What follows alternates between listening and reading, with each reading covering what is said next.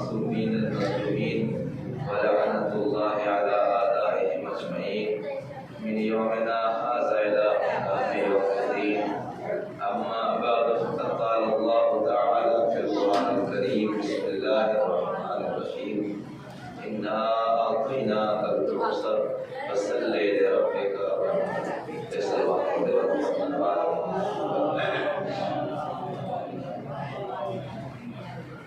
عزیزان محترم، یہ جو موقع ہے اور جو ہم نے فرشتہ بچھائی تھی اس کے بارے میں یقین ہو گیا ہے کہ کل یہ ہمارا ویران ہو جائے گا اور یہ فرشتہ اجڑ جائے گی. پتہ نہیں اگلے سال تک کون زندہ ہے اور کس کو پھر سے یہ غم نصیب ہو کہ وہ جو ہے امام حسین کا ماتم کرے اور اس فرشتہ کو بچھائے.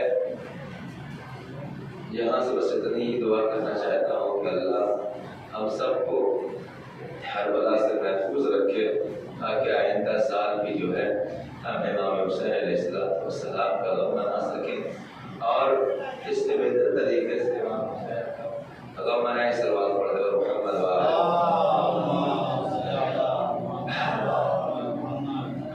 جب کسی چیز کے بارے میں یقین ہو جاتا ہے تو آپ اس کی مسئلے کی اہمیت کو اندازہ لگائیں کہ ایک محرم جب شروع ہوئی تھی یقین تھا کل 2 محرم ہے، پرسوں 3 محرم ہے، لیکن آج محرم کی 9 تاریخ ہو گئی ہے اور یہ معلوم ہے کہ کل جو صبح نودار ہونے والی ہے، یہ آج رات جو ہے یہ بھی قیامت کی رات ہے اور جو کل دن آنے والا ہے وہ بھی قیامت کا دن ہے.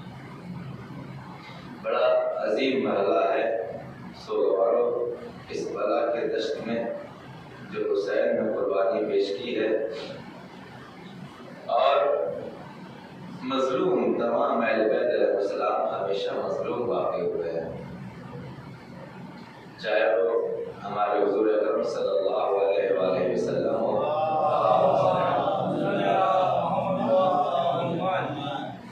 یا آج ہمارے امام زمان علیہ السلام.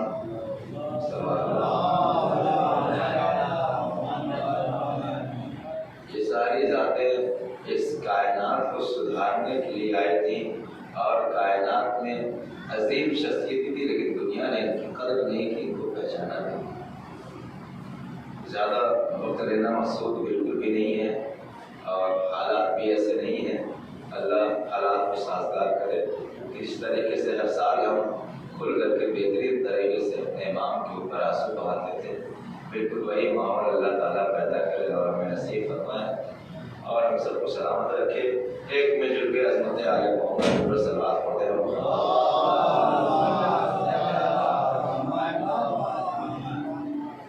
امام حسن علیہ السلام جو سورہ کوثر کی پہلی تفسیر بن کر کے اس کائنات میں نازل ہوئے، اس کائنات میں ان کا وجود ہوا.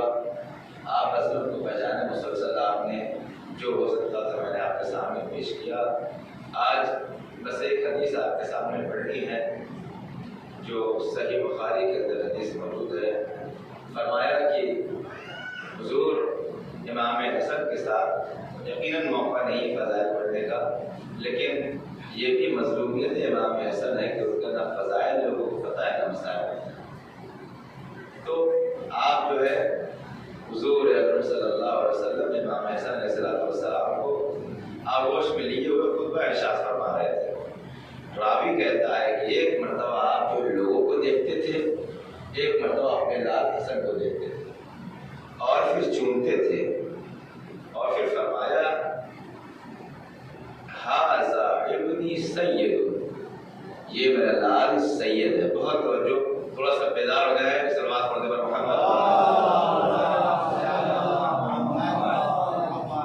ممبر کے اوپر تشریف فرما ہے، صحابیوں سے مجمع بھرا ہوا ہے، مسجد بھری ہوئی ہے مجمع سے پورا، اور صحابہ بیٹھے ہوئے، سارے لوگ بیٹھے ہوئے ہیں اور مسلسل آپ نے سنا ہے.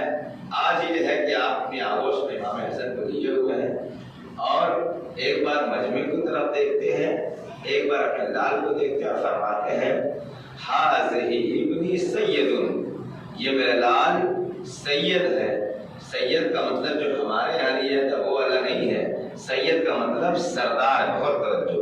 سید کا مطلب کیا ہوتا ہے؟ سردار ہے. اور اس سے پہلے ہی سرداری کو ثابت کر دیا. فرمایا ان الحسن والحسین سیدا شباب اہل الجنہ. یہ حسن اور حسین جنت کے جوانوں کے سردار ہے. بہت توجہ. یہاں کے فرماتے ہیں اس حدیث کے اوپر صرف امام حسن ہے. فرمایا ہذہ ابنی، یہ میرا لال سید، یہ میرا لال حسن سید ہے. سید کا مطلب کیا ہوتا ہے کہ حسن سب کے سردار ہے. بہت توجہ. حسن سب کے سردار ہیں، یعنی امتی جتنے ہیں وہ سب کچھ ہو سکتے ہیں جہاں پہنچ جائیں، لیکن جب حسن کے سامنے آئیں گے حسن سردار کہلائیں گے، یہ سب غلام کہلائیں گے. یہ کسی خطیب کا جملہ نہیں ہے، کسی ذاکر کی اپنے ذہن کی پیداوار نہیں ہے، رسول کی حدیث ہے.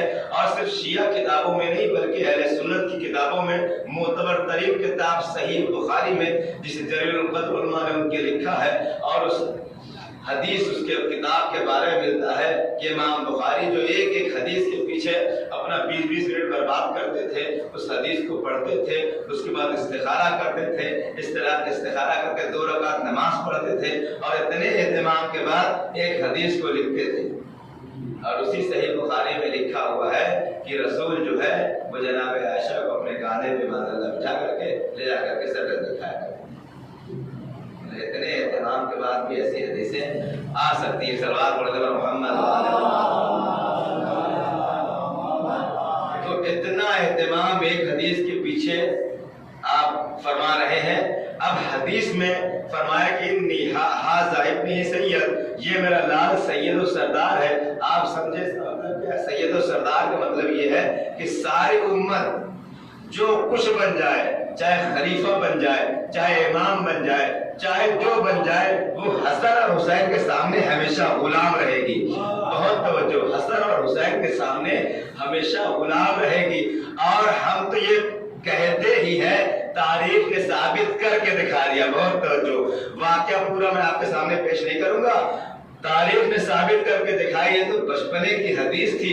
جب جوانی کا مرحلہ آیا، خلیفہ دوم کے پسر عبداللہ ابن عمر ایک دن کہیں بیٹھے ہوئے بڑی لمبی لمبی باتیں کر رہے تھے اور اپنے فخر و مباحات کو بیان کر رہے تھے.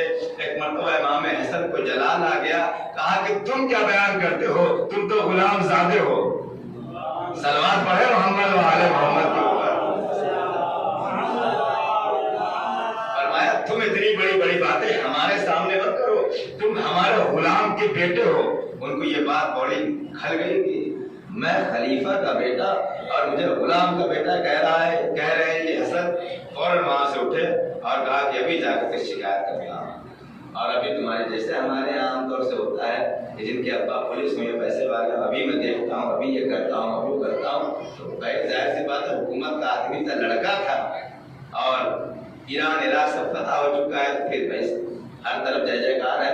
اٹھے وہاں سے غصے میں سیدھے در خلافت میں جو مسجد تھی اس میں آئے اور آ کر کے بڑے غصے میں کہا کہ بابا آج آپ کو فیصلہ کر کے رہنا ہے. آج خلیفہ سے میں شکایت کرنے آیا ہوں. ان کے باپ نے پانی نہیں پلائے گا. بھائی تھوڑا سا آرام کریے، ہوا کیا ہے مسئلہ؟ کہنے لگے مجھے حسن نے غلام کہہ دیا ہے. بہت توجہ. کہا مجھے حسن نے غلام زیادہ کہا ہے بابا، وہ آپ کو غلام کہہ رہے ہیں. فوراً پلٹ کے کہا کہ یہ صحیح کہہ رہے ہو؟ اس نے کہا بالکل، میں نے اپنے ان کانوں سے سنا ہے، اب آپ کو ایکشن لینا ہے. کہا ایکشن بعد میں لوں گا، جواب پہلے یہ چیز لکھوا کے لے آؤ. اگر یہ تم لکھوا کے لا سکتے ہو تو جاؤ لکھوا کے. بہت عظیم جملہ آپ کے سامنے پیش کرنے والا ہوں. کہا اگر تم لکھوا سکتے ہو جاؤ اس جملے کو اگر کہہ دو کہ حسن نے جو اپنی زبان سے کہا ہے ایک مرتبہ لکھ کے دے دے کہ میں غلام ہوں اور تم ان کے غلام کے بیٹے ہو. اس نے کہا کہ بابا یہ آپ میں شکایت لے کے آیا ہوں کہ آپ کچھ ایکشن لیں گے، ان کو پکڑیں گے، سمجھائیں گے، ڈانٹیں گے، یہ تو آپ لکھنے کی بات کیوں کہہ رہے ہیں؟ اس نے کہا کہ اگر وہ لکھ دیں گے کہ تم ہمارے غلام ہو تو جنت ان کی ہے، جنت تمہاری ہو جائے گی. بہت توجہ. جنت میں جانے کا ذریعہ مل جائے گا. اس نے کہا اگر ایسی بات ہے تو وہ لکھا ہوا نوشتہ میں آپ کو کیوں دوں گا، اپنی قبر میں لے کے جاؤں گا. صلوات پڑھے محمد و آل محمد. صلوات تشریف لیں. السلام علیکم. علیکم السلام.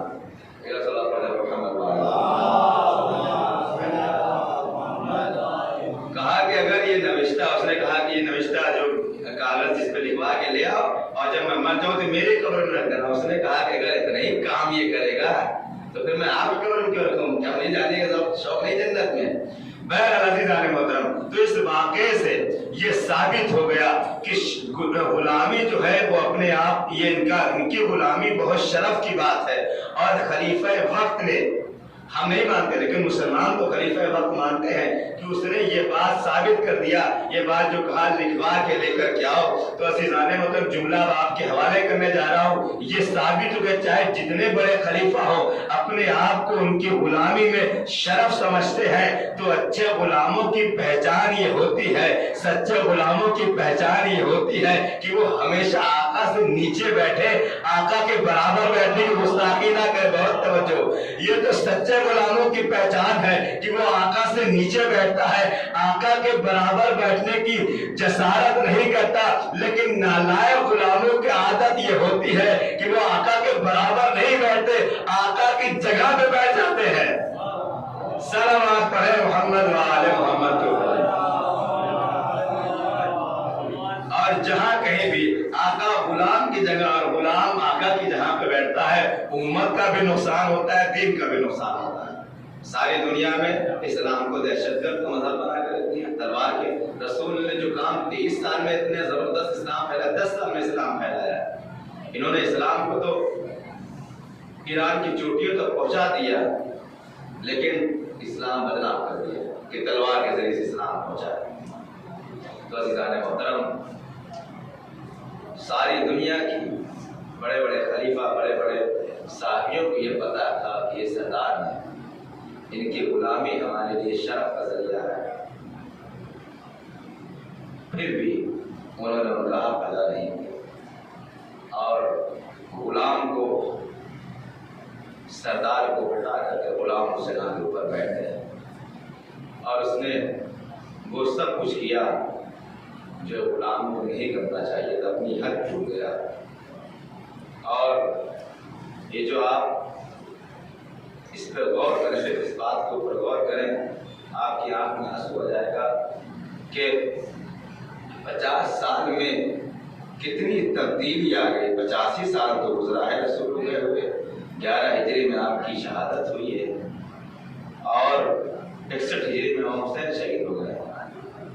50 साल में वो कौन सी मुसीबत, कितना ज्यादा माहौल खराब किया गया कि वही मुसलमान जो हसन और हुसैन को अपना सरदार और जन्नत का सरदार मानते थे, आज मुसलमान हुसैन के खून के प्यासे हुए। इसका मुझे पूरा एहसास है कि आप थके हुए हैं, लेकिन बस एक दिन की जहमत और है, बस हुसैन आपके एक दिन के और मेहमान हैं।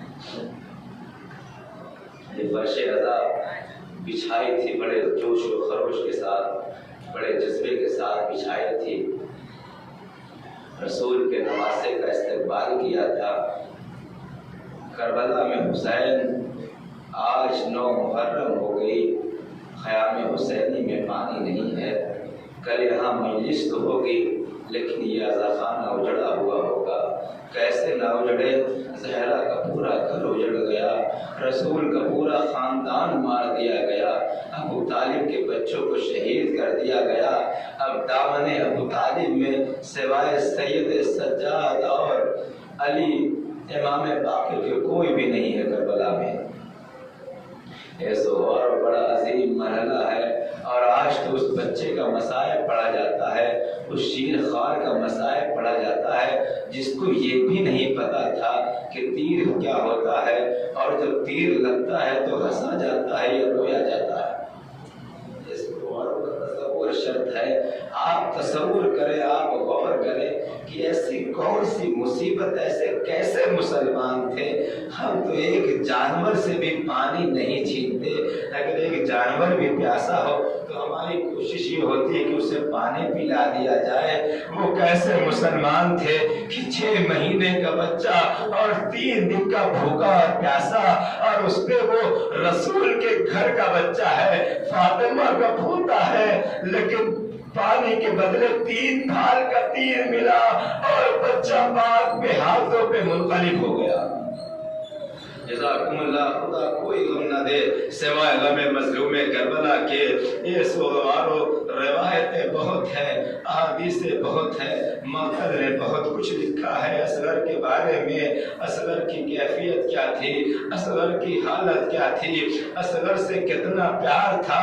جب یہ قافلہ 28 رجب کو چلنے لگا ہے تو واقعہ آپ نے سنا ہے، ایک بہن جو مدینے میں تھی اس نے آخر میں بھیا اصغر کو اپنے کلیجے سے لگایا اور ایک جملہ کہا، میرے بھائی سب مجھے چھوڑ کر کے جا رہے ہیں، اے بھیا کیا تم بھی مجھے چھوڑ کر کے چلے جاؤ گے؟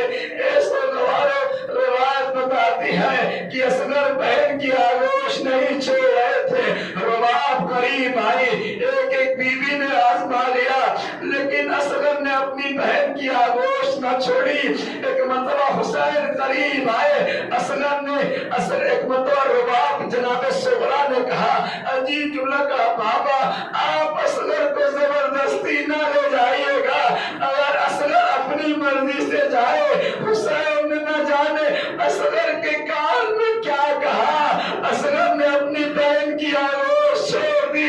یہاں سے مظلومیت حسین ابن علی کا اندازہ لگائیے۔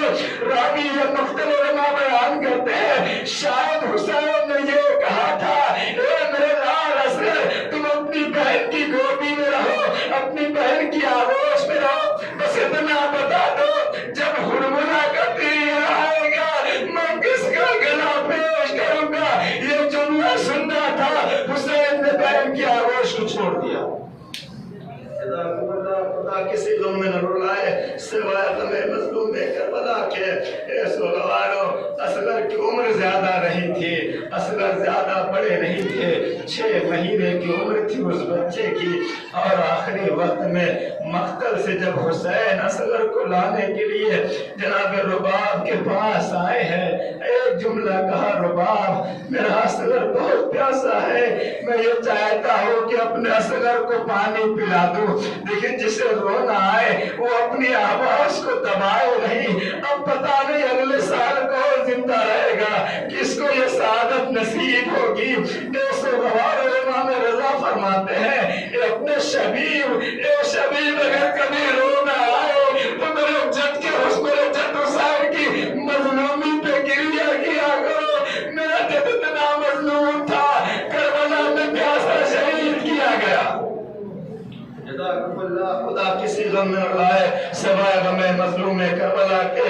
حسین غریب قریب آئے اور آنے کے بعد آواز دی، اے رباب آپ کا بچہ بہت پیاسا ہے، مجھے اصغر کو میرے حوالے کر دو، شاید پانی کا تھوڑا سا انتظام ہو جائے۔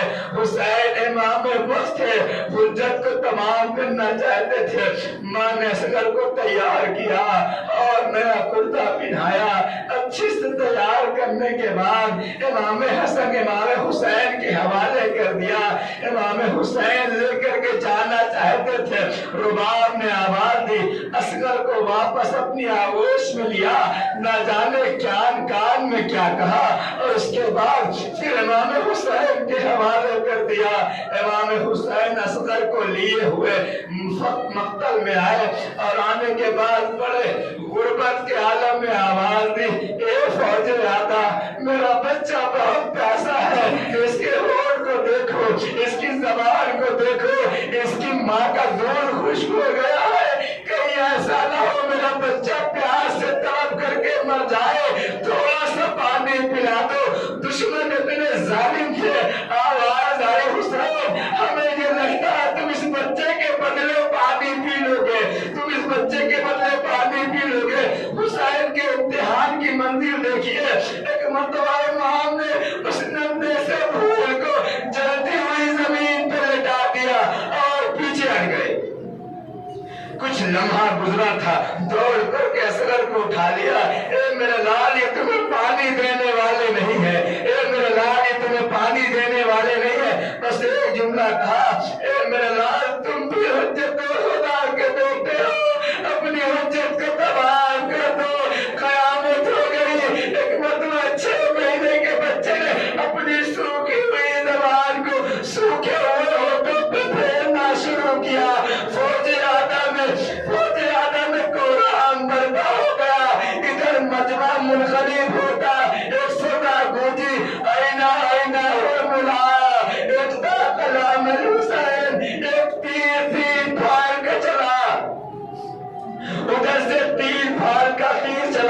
راوی کہتا ہے کہ تیر اصغر کے گلے پہ آ کر تیر اصغر کے گلے پہ آ کر لگا، بچہ باپ کے ہاتھوں پہ منقلب ہو گیا، بچہ باپ کے ہاتھوں پہ پلٹ گیا۔ اے سوگوارو، علماء کہتے ہیں، راوی کہتا ہے میں سمجھ نہیں پا رہا تھا کہ یہ بچہ تو فوج اعلیٰ کی طرف مخاطب تھا، تیر لگنے کے بعد خانے کی طرف کیوں پلٹ گیا؟ شاید وجہ یہ رہی ہو کہ ماں نے ایک وصیت کی تھی، اے میرے لال اصغر، جب تک اکبر سلامت تھے تیرے بابا کے اوپر کوئی آش نہ آئی، جب تک تمہارے چچا عباس سلامت تھے تمہارے بابا کے اوپر کوئی آش نہ آئی۔ اے میرے لال اصغر، امام وقت سے ہوشیار رہنا۔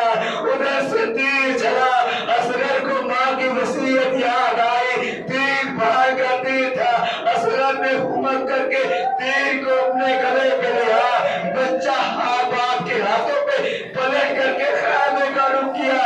زبانی میں اصغر نے آواز دی ہوگی، اے اماں اصغر کو معاف کر دینا۔ کیوں معاف کر دینا؟ تیر گلے کو چھیدتا ہوا بازو حسین میں جا کر پیوست ہوا۔ اصغر نے خانے کا رخ کیا، اے اماں وصیت تو یاد تھی لیکن کیا کروں، تیر پھاڑ کر تیر تھا، اصغر کا گلا بہت چھوٹا تھا۔ خدا کوئی غم نہ دے سوائے غم مظلوم کربلا کے۔ ابھی آپ کے سامنے اسی گہوارے کی شبیہ برآمد ہوگی جس گہوارے کا بڑا ارمان تھا۔ کربلا کے میدان میں پہلے اصغر شہید ہوئے، پھر جب شام غریب آئی ہے، خیام میں آگ جلا دی گئی تو ساتھ میں چولہا بھی جل گیا، ساتھ میں جھولا بھی جل گیا۔ روایت یہ کہتی ہے، اے سوگوارو، جب یہ مدینے سے واپس یہ مدینہ قافلہ یہ مدینہ پہنچا ہے، روایت بتاتی ہے کہ جب جناب رباب کا انتقال، میں پوری بات نہیں پڑھوں گا، جب جناب رباب کا انتقال ہوا، اس ماں کے دل میں اس جھولے کی بڑی حسرت تھی اپنے اصغر کی۔ ابھی گہوارہ برآمد ہوگا، آپ زیارت کریے گا، بڑا عظیم مرحلہ ہے۔ امام فرماتے ہیں جب میری ماں اس دنیا سے گئی، انہوں نے منت مانگی تھی کہ میں کبھی سائے میں نہیں بیٹھوں گی۔ امام وقت کا حکم ہوا، جناب رباب نے دعا کی اور روح کفر سے اتھری سے پرواز کر گئی۔ روایت بتاتی ہے کہ جب جناب رباب کی چادر کے اندر ایک گرہ لگی ہوئی تھی، جب اس گرہ کو کھولا گیا، جانتے اس کے اندر سے کیا نکلا؟ اس کے اندر سے دو چیزیں نکلی، دو ننھی ننھی بالیاں اور چولہے کی جلی ہوئی کچھ لکڑیاں تھی۔ رباب زندگی بھر اپنی سکینہ کو نہ بلا سکی اور چولہے جلے ہوئے چولہے کی لکڑی تھی۔ میں آواز دوں گا، اے مادر علی اصغر آؤ دیکھو اسی چولہے کی شبیہ، یہ آپ کے اصغر کی۔ ہائے اصغر میرے اصغر، ہائے اصغر میرے اصغر، اے راج دلارے اصغر، ماں تجھ کو پکارے اصغر، میری آنکھ کے تارے اصغر، آجا میرے پیارے اصغر۔ اے میرے بے زبان تم رہ گئے کہاں، اصغر جیے گی کیسے تیرے بغیر ماں۔ اے میرے بے زبان تم رہ گئے کہاں، اصغر جیے گی کیسے تیرے بغیر ماں۔ چہرہ چاند جیسا، چہرہ چاند جیسا، کیسے بلائے ماں، اصغر جیے گی کیسے تیرے بغیر ماں۔ اے میرے بے زبان تم رہ گئے کہاں، اصغر جیے گی کیسے تیرے بغیر ماں۔ کیا وقت آ گیا ہے بانوں کی بے کسی پر، غربت پہ تیری ماتم کیسے کیسے کرے گی مادر آدانے باندھ دی ہے ہاتھوں میں رسیاں، اصغر جیے گی کیسے